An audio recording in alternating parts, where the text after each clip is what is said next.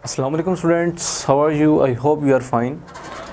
Next हम discuss कर रहे हैं अपना chapter number 5 about human physiology. तो उसमें जो टॉपिक हम डिस्कस कर रहे हैं वह हमारा अबाउट रिस्पिरेटरी सिस्टम, जिसमें गैस एक्सचेंज का प्रोसेस, और उसमें जो थर्ड पोर्शन हमारा है वो इस पॉइंट के ऊपर है कि हमारी बॉडी में जो ऑक्सीजन है और कार्बन डाइऑक्साइड है कि किस तरह से जो ब्लड है वो इसको ट्रांसपोर्ट करता है हमारी पूरी बॉडी में। और इवन हमारा जो बॉडी है इसमें ज़ाहिर सी बात है कि टिश्यूज़ हैं और एवरी सेल जो है इसको ऑक्सीजन की ही ज़रूरत होती है अपने सर्वाइवल के लिए। विदाउट ऑक्सीजन हमारी बॉडी में कोई भी टिश्यू या जो सेल्स हैं वो सर्वाइव नहीं कर सकते।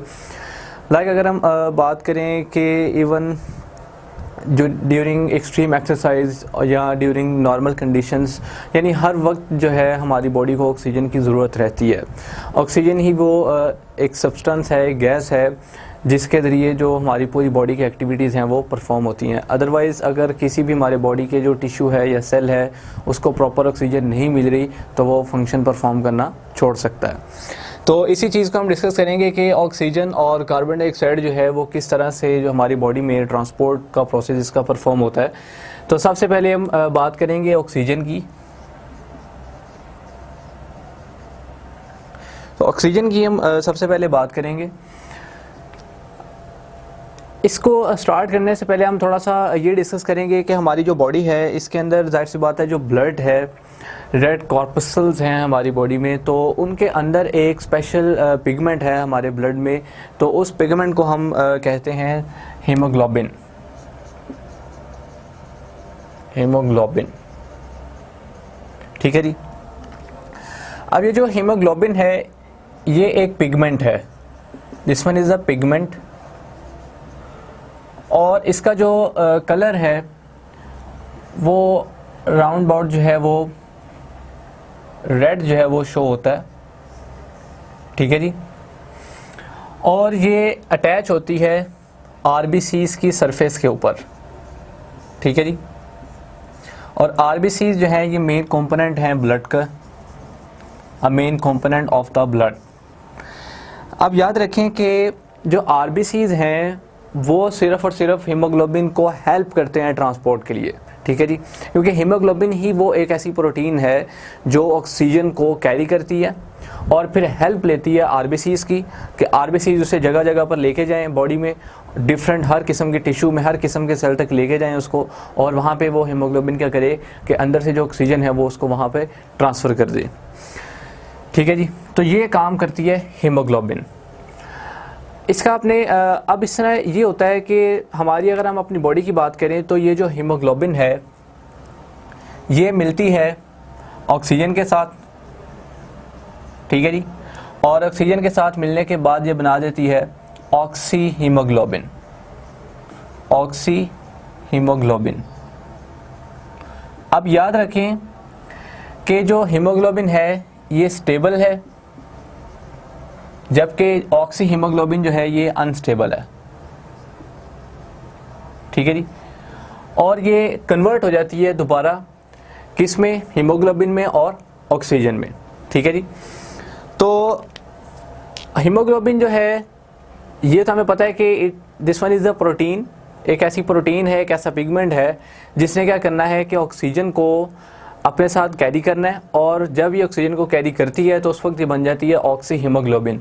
तो जैसे जैसे हमारी बॉडी में ऑक्सीजन की कंसंट्रेशन फॉल होती है ये डिसोसिएट होती है, इससे ऑक्सीजन रिलीज़ होती है और हीमोग्लोबिन जो है वो अलग हो जाती है, ठीक है जी। और आप ये भी जानते होंगे कि जो हीमोग्लोबिन है इसका जो सेंट्रल पोर्शन है उसे हम कहते हैं हेम ग्रुप। हेम ग्रुप, ठीक है जी। तो इस हेम ग्रुप के साथ एक से ऑक्सीजन की बाइंडिंग होती है, ठीक है जी। ये भी आपने याद रखना है। तो ये कुछ इनिशियल पॉइंट्स थे कि किस तरह से ऑक्सीजन जो है वो उसकी ट्रांसपोर्ट का प्रोसेस जो है वो शुरू होता है, कि मेन उसमें इन्वॉल्व कौन है, वो हीमोग्लोबिन है, साथ आरबीसीज जो इसको ट्रांसफ़र करेंगे, और ये प्रोसेस किस तरह से परफॉर्म होगा कि ऑक्सीजन बाइंड करेगी और बनेगी ऑक्सी हीमोग्लोबिन, ठीक है जी। तो क्योंकि ये अनस्टेबल है तो ये डिसोसिएट होती रहती है। क्यों डिसोसिएट होती रहती है? उसकी वजह यह है कि जैसे जैसे जाहिर सी बात है हमारी बॉडी के अंदर जब ऑक्सीजन की अमाउंट डिक्रीज़ करेगी तो उसे ऑक्सीजन की ज़रूरत पड़ेगी, तो फिर इसे डिसोसिएट होना पड़ेगा। तो ये एक जनरल प्रोसेस था। अब हम इसको जो है वो स्टेप वाइज जो है वो डिस्कस करेंगे।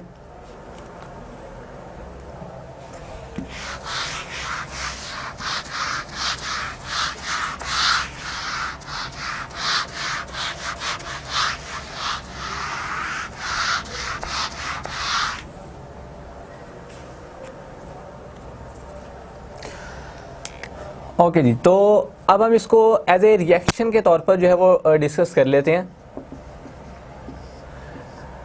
रिएक्शन क्या है और उसकी नेचर क्या है। रिएक्शन जो होगा वो होगा रिवर्सिबल रिएक्शन होगा। रिवर्सिबल रिएक्शन वो होता है जो कि कंटिन्यू रहता है, फॉरवर्ड और रिवर्स, ठीक है जी। तो रिवर्सिबल रिएक्शन होगा और रिएक्शन क्या होगा कि जिसमें हमने ये देखा कि जो हीमोग्लोबिन है, हीमोग्लोबिन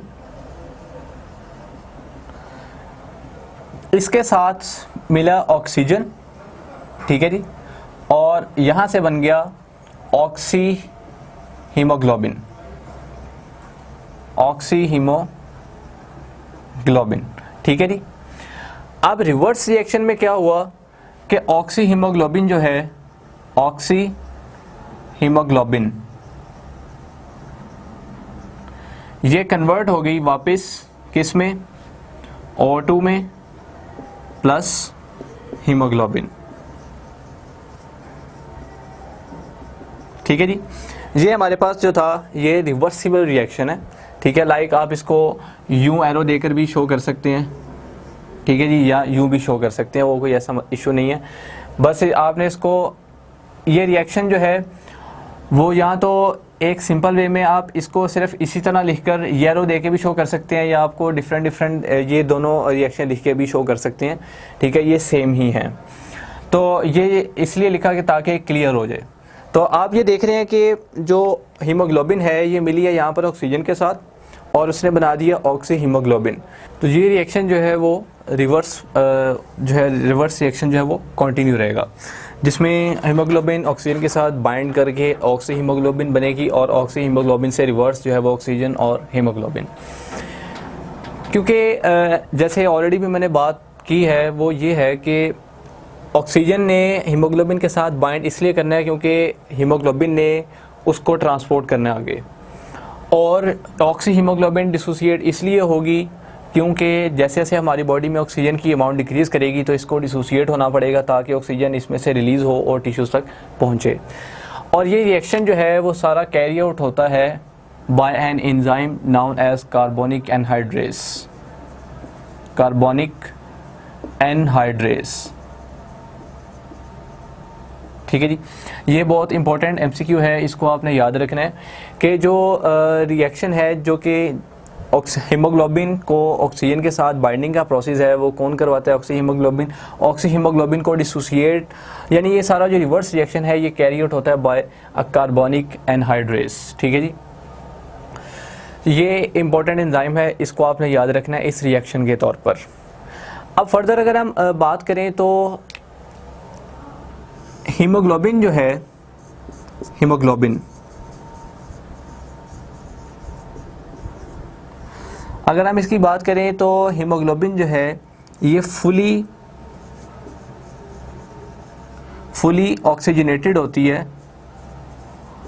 फुली ऑक्सीजनेटेड होती है एट सी लेवल, ठीक है जी। यानी कि सी लेवल के ऊपर अगर ह्यूमन बॉडी की बात करें एट सी लेवल तो जो ब्लड है वो मैक्सिमम जो ऑक्सीजन है उसको एब्जॉर्ब करता है, यानी कि हीमोग्लोबिन जो है वो फुली ऑक्सीजनेटेड होती है at sea level, about 20 ml पर 100 ml ऑफ ब्लड, ठीक है जी। यानी कि 100 ml ऑफ ब्लड अगर हम लें तो उसमें 20 ml ऑक्सीजन अगर मौजूद है तो इसका मतलब है कि हीमोग्लोबिन जो है वो फुली ऑक्सीजनेटेड है और ये पोजीशन आएगी एट सी लेवल पे। इसको आपने याद रखना है, ये बहुत इंपॉर्टेंट एमसीक्यू है कि एट सी लेवल के ऊपर अगर 100 ml ऑफ ब्लड हो तो उसमें कितने ml ऑक्सीजन जो है वो प्रेजेंट होगी, तो वो होगी 20 ml ऑक्सीजन उसमें प्रेजेंट होगी at 100 ml of blood at sea level in human body, ठीक है जी। ओके, तो अब ये अगर हम बात करें नॉर्मल कंडीशन की तो नॉर्मल कंडीशन में ये होता है कि हमारी जो बॉडी है इसमें जो ब्लड है और जो ऑक्सीजन हीमोग्लोबिन है वो फुली ऑक्सीजनेटेड नहीं होती, ठीक है जी। अबाउट अगर हम बात करें कि अगर हमारे पास जो ऑक्सीजन टेंशन है वो हो 115 mm मरकरी, ठीक है जी, तो इस कंडीशन की अगर हम बात करें कि जो हमारे पास ऑक्सीजन टेंशन है वो 115 mm मरकरी है, तो इस कंडीशन के ऊपर होगा क्या कि जो हीमोग्लोबिन है वो 98% सैचुरेटेड होगी। ठीक है जी, यानी कि उसको होना कितना चाहिए 100%। ठीक है जी, पर वो हो कितनी रही है 98%। अगर तो हीमोग्लोबिन जो है वो 100% सैचुरेटेड हो तो उसका मतलब ये है। ठीक है जी, तो यहाँ पे अब अगर हमने ऑक्सीजन टेंशन रखी है इतनी 115 mm मरकरी, तो उसके मुताबिक जो हीमोग्लोबिन है वो कितने परसेंट सैचुरेटेड है 98% सैचुरेटेड है। तो इसका मतलब क्या है, इसका मतलब ये है कि 19.6 ml ऑफ मरकरी जो है वो प्रेजेंट होंगे। ठीक है जी, इस कंडीशन पे तो नॉर्मल होने कितने चाहिए थे, अगर हम फुली ऑक्सीजनेटेड की बात करें तो वो ये थे कि 20 ml पर 100 ml of blood at sea level. पर अगर हमने ऑक्सीजन टेंशन को अगर हमने बढ़ा दिया तो वो हमने कर दिए 115 mm, तो उस कंडीशन में फिर क्या हुआ कि जो हीमोग्लोबिन है वो 98% सैचुरेटेड होगी और फिर ऑक्सीजन की अमाउंट कितनी मौजूद होगी 19.6 ml इतने कंडीशन में। ठीक है जी, अच्छा अब अगर हम देखें तो हमें ये पता लग रहा है कि जो ऑक्सीजन है यानी कि जो हीमोग्लोबिन है वो फुली ऑक्सीजनेटेड होगी किस कंडीशन पे, इस कंडीशन पे। ठीक है जी, यानी कि जो हमारा सी लेवल है इस कंडीशन पे ऑक्सीजन जो है हीमोग्लोबिन जो है वो फुली ऑक्सीजनेटेड होगी। ठीक है जी, और ये ऑक्सीजनेटेड अगर हम नोट करें तो वो पर 100 ml ऑफ ब्लड में हम जो है वो नोट कर रहे हैं। ठीक है जी, 20 ml पर 100 ml of blood at sea level. तो इस कंडीशन में हमने क्या किया था कि हमने ऑक्सीजन टेंशन को बढ़ा दिया था, तो फिर जो हीमोग्लोबिन है वो 98% सैचुरेटेड रह गई। ठीक है, और फिर इस कंडीशन में क्या हुआ कि जो ऑक्सीजन की अमाउंट है वो 19.6 ml जो है वो हमें रिकॉर्ड हुई। तो इन कंडीशंस को आपने जो है वो याद रखना है। तो यही कंडीशन है कि लंग्स के अंदर जो है वो हमारे जो रिकॉर्ड हो रहा होता है, टेंशन जो रिकॉर्ड हो रही होती है, प्रेशर वो 100 mm आ रहा होता है।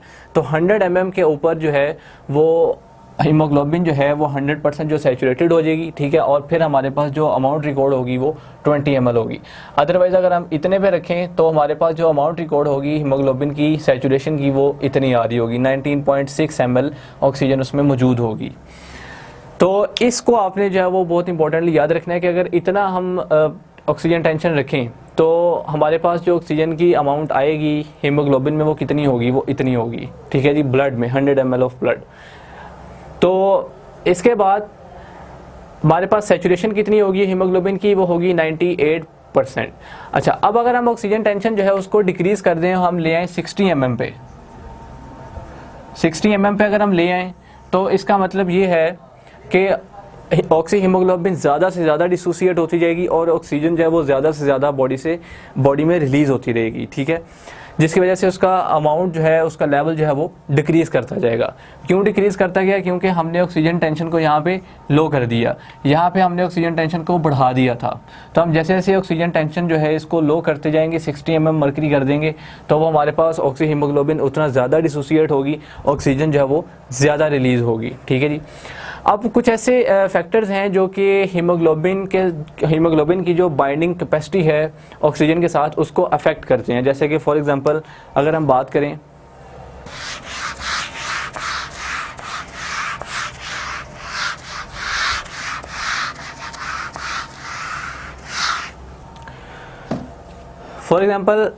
अगर हमारी बॉडी में जो कार्बन डाइऑक्साइड है इसकी अमाउंट इंक्रीज़ होती रहे, तो इसका मतलब ये है कि हमारे टिश्यूज़ में कार्बन डाइऑक्साइड जो है, बॉडी की जो टिश्यूज़ हैं उनमें कार्बन डाइऑक्साइड की अमाउंट ज़्यादा होना शुरू हो गई है, जो कि एक ख़तरनाक सिचुएशन है।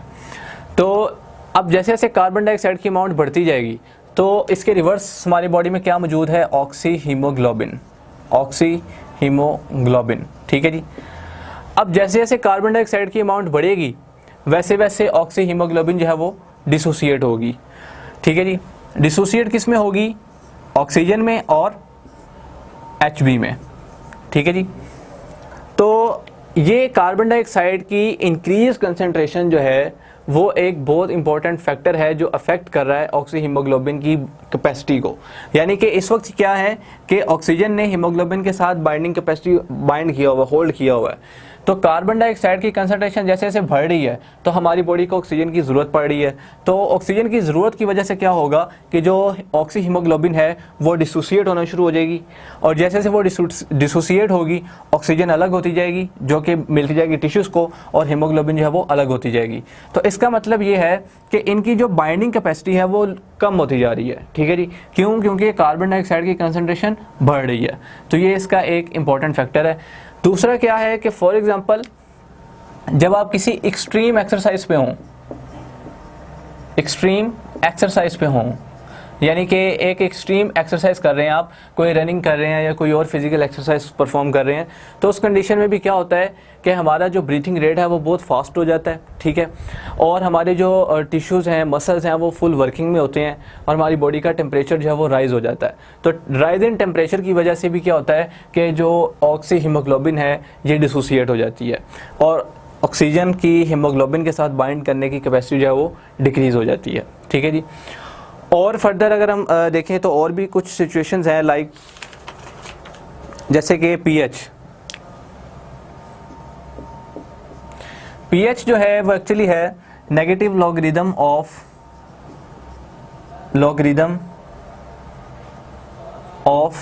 Hydrogen ions. ठीक है जी, हाइड्रोजन आयंस का negative logarithm pH, logarithm of hydrogen ions.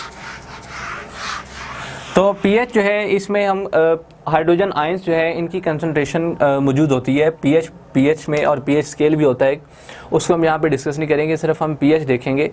तो ब्लड जो है इसकी पीएच मेंटेन रखनी बहुत ज़रूरी है।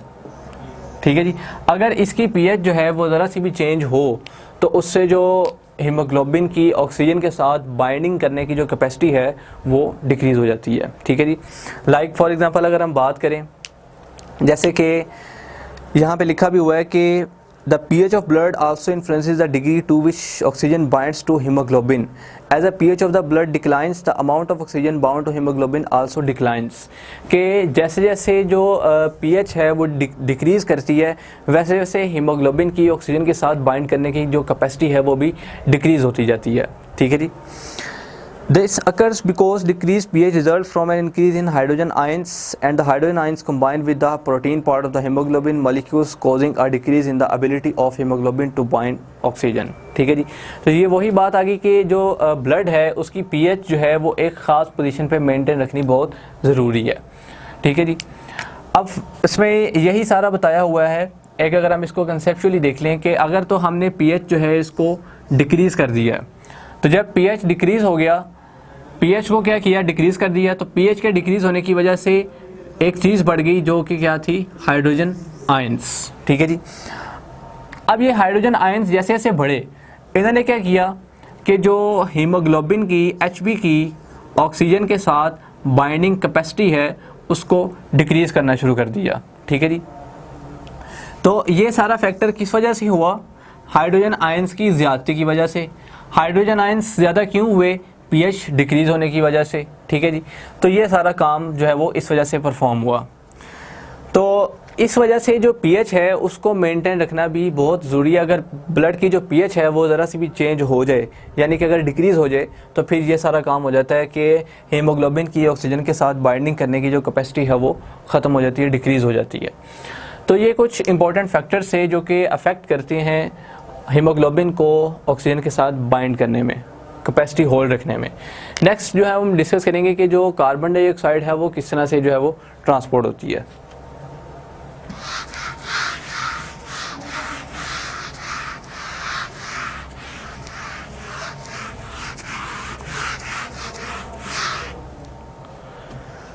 एक इम्पॉर्टेंट बात ये याद रख लें कि ऑक्सीजन और कार्बन डाइऑक्साइड, ऑक्सीजन जो है ये लेस सॉल्युबल है, लेस सॉल्युबल, और कार्बन डाइऑक्साइड जो है ये मोर सॉल्युबल है। ठीक है जी, मोर सॉल्युबल। ठीक है जी, इजीली डिज़ोल्व हो जाती है, जबकि ये लेस सॉल्युबल है और ये जो है ये मोर सॉल्युबल है।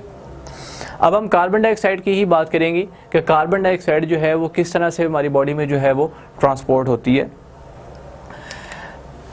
सबसे पहले अगर हम बात करें तो हम देखते हैं हमारे जो बॉडी है इसमें हीमोग्लोबिन मौजूद है,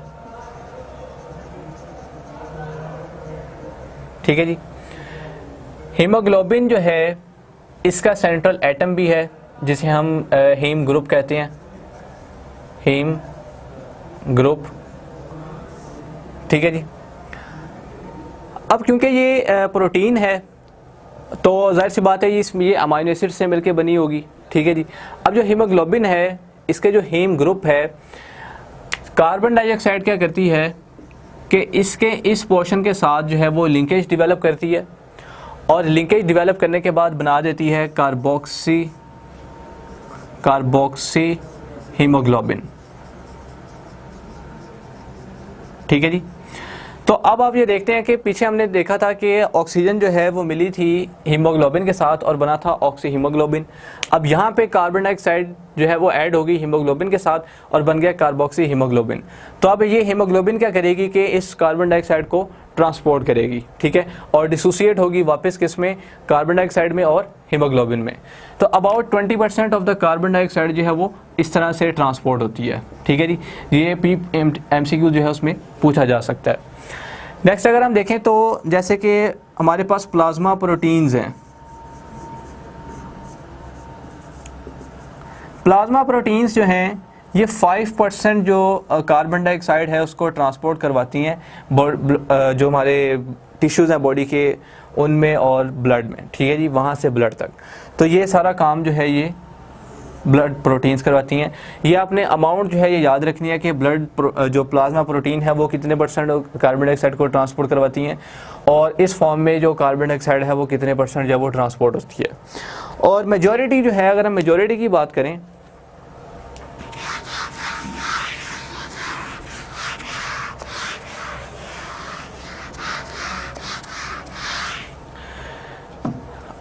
अब हम बात कर लेते हैं मेजॉरिटी की, ठीक है जी। एक जनरल रिएक्शन के तौर पर वो रिएक्शन क्या है कि जैसे जैसे अगर हम बात करें कि जो बॉडी टिश्यूज से अगर हम कैपिलरीज में एंटर हों, ठीक है जी, ब्लड एंटर होता है बॉडी टिश्यू से कैपिलरीज में, तो 70% ऑफ कार्बन डाइऑक्साइड जो है CO2 वो ट्रांसपोर्ट होती है in the form of bicarbonate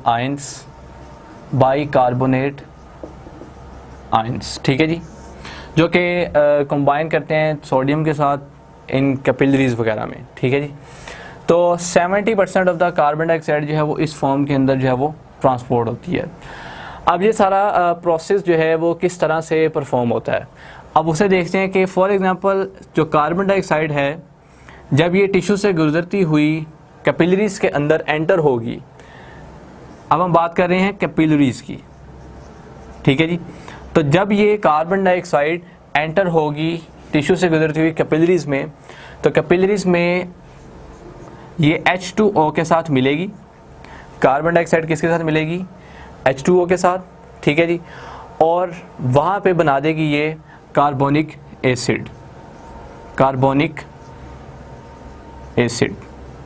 ठीक है जी। यानी कि कार्बन डाइऑक्साइड ने क्या किया कि जब ये कैपिलरीज में एंटर हुई तो वहाँ पर वाटर के साथ H2O के साथ मिलकर कार्बन डाइऑक्साइड ने क्या किया कि बना दिया कार्बोनिक एसिड, ठीक है जी, जिसे हम रिएक्शन के तौर पर जो है वो शो करते हैं H2CO3,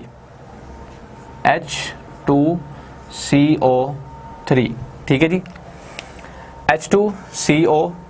ये आपको पता चल रहा होगा कि अगर कार्बन डाइऑक्साइड और वाटर मिलें तो हमारे पास जो बन रहा है वो H2CO3 बन रहा है, जो कि क्या है, कार्बोनिक एसिड। अब ये जो कार्बोनिक एसिड है ये क्विकली स्प्लिट करेगा, ठीक है जी, और क्या बना देगा, बाइकार्बोनेट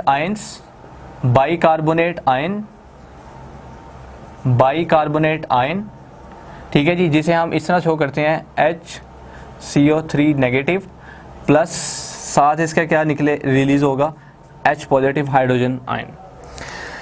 तो अब ये पता चल गया होगा आपको कि कार्बन डाइऑक्साइड जैसे जैसे टिश्यू से गुजरती हुई कैपिलरीज में एंटर होगी, वहाँ पे ये वाटर के साथ मिलकर क्या बना देगी, कार्बोनिक एसिड। ये कार्बोनिक एसिड जैसे ही बनेगा तो क्विकली स्प्लिट करेगा इनटू बाइकार्बोनेट आयन, ठीक है जी, और साथ में क्या बनेगा, हाइड्रोजन आयन, ठीक है जी। तो ये तो हम बात कर रहे हैं ना कि कैपिलरीज में ये सारा फंक्शन जो है ये परफॉर्म हो रहा है, और इसको भी रेगुलेट करने वाला जो एंजाइम है वो क्या है, कार्बोनिक एनहाइड्रेस, कार्बोनिक एनहाइड्रेस, ठीक है जी। और ये सारे रिएक्शन जो हैं ये रिवर्सिबल होंगे। अब जैसे जैसे जो अब most of the carbon dioxide जो है वो जब कैपिलरीज से निकलेगी, जो कैपिलरीज में मूव कर रही है वहाँ से निकलेगी, तो वो in the form of bicarbonate ion होगी, ठीक है जी। क्यों? क्योंकि वहाँ पे कार्बोनिक एसिड बना था पर वो क्विकली स्प्लिट हो गया और कन्वर्ट हो गया बाइकार्बोनेट आयन में। तो अब यहाँ पे देखें तो ये जो CO3 नेगेटिव है, तो most of the carbon dioxide की जो कंसंट्रेशन है वो in the form of this position है, बाइकार्बोनेट आयन की फॉर्म में, ठीक है जी। तो कैपिलरी से जब ये निकलेगी तो मोस्ट ऑफ द जो बेड रेस्ट होगा उसका कार्बन डाइऑक्साइड वो इन द फॉर्म ऑफ होगी बाइकार्बोनेट आयन, ठीक है जी। तो इसी वजह से यहाँ पे लिखा था कि मोस्ट 70% कार्बन डाइऑक्साइड जो है वो ट्रांसपोर्ट होती है in the form of bicarbonate ions. तो अब जब हम लंग्स की बात करें, अब हम बात करते हैं लंग्स की, कि जैसे ही अब ये बाइकार्बोनेट आयंस लंग्स में एंटर होंगे तो बाइकार्बोनेट आयंस की अगर हम बात करें तो ये है HCO3 नेगेटिव। तो ये लंग्स में जाकर बाइकार्बोनेट आयन जो है ये मिलेगा हाइड्रोजन आयन के साथ, ठीक है जी। और हाइड्रोजन आयन के साथ मिलने के बाद ये बना देगा वापस कार्बोनिक एसिड H2CO3, ठीक है जी। तो अब ये यहाँ तक रिएक्शन जो था ये हुआ था कैपिलरीज में कि कार्बन डाइऑक्साइड ने वाटर के साथ मिलकर बना दिया था carbonic acid. Carbonic acid split हुआ किसमें, बाइकार्बोनेट आयन में। ये कैपिलरी से निकलकर लंग्स में पहुंचा, लंग्स में फिर इसके साथ मिला हाइड्रोजन आयन। हाइड्रोजन आयन जब इसके साथ मिला तो इसने बना दिया क्या, यहाँ पे कार्बोनिक एसिड, ठीक है जी। अब ये जो कार्बोनिक एसिड है ये फर्दर स्प्लिट कर जाएगा, और ये स्प्लिट किस में करेगा, H2O में और CO2 में, ठीक है जी।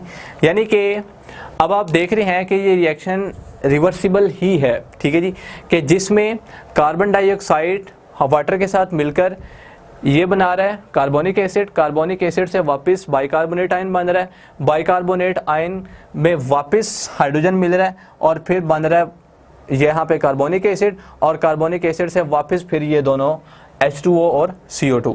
तो अब ये जो CO2 है ये एक्चुअली जो डिफ्यूज़ होगी हमारे बॉडी में, जो ट्रांसपोर्ट मेन करेगी वो ये CO2 होगी, ठीक है जी।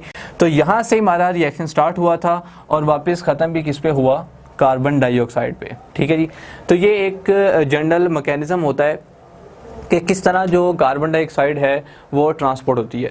तो इसमें मेन आपने ये याद रखना है कि मेजॉरिटी जो है कार्बन डाइऑक्साइड की वो किस फॉर्म में जो है वो ट्रांसपोर्ट होती है, तो वो बाइकार्बोनेट आयंस की फॉर्म में जो कैपिलरी से निकलती है, और वापस इससे आगे एडिंग हाइड्रोजन आयन की एडिंग से वापस बनता है कार्बोनिक एसिड और वो डिसोसिएट होता है into water and carbon dioxide, ठीक है जी। तो अब हम एक कंसंट्रेशन चेक कर लेते हैं कि कितनी कंसंट्रेशन जो है वो कार्बन डाइऑक्साइड की मौजूद होती है आर्टरीज में और वेन्स में।